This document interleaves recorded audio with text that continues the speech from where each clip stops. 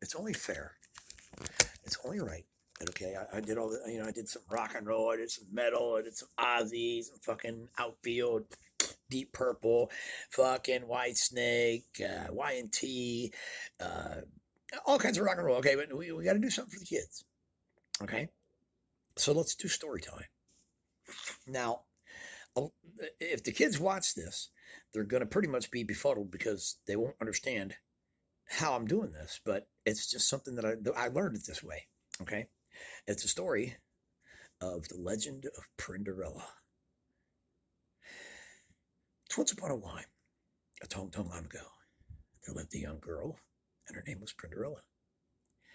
Prinderella had to dork like a wall around the place. She lived with her two sister others, and she had a book and cake and wub and scrosh and yo and sarn, but she didn't mind. Well, one day the kids of the Kingdom announced a Time CEF ball in which all the eligible girls were invited.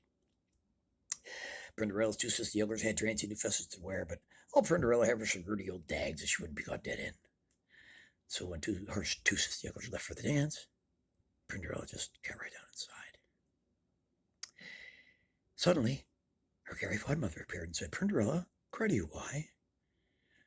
Well, she walked over and sat down and told her the whole tale.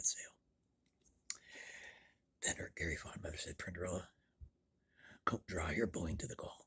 And with that, she staved her wick.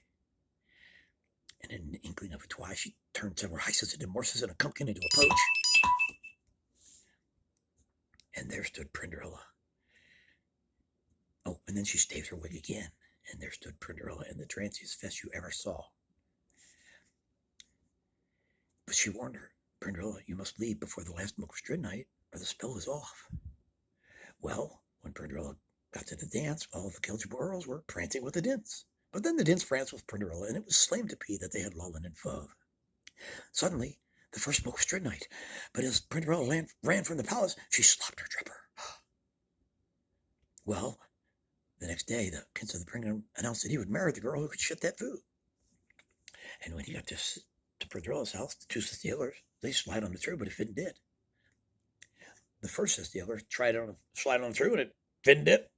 Second Steeler, same thing, didn't did either. Then Prinderella came downstairs and said, hey, can I slide on the tripper? And did.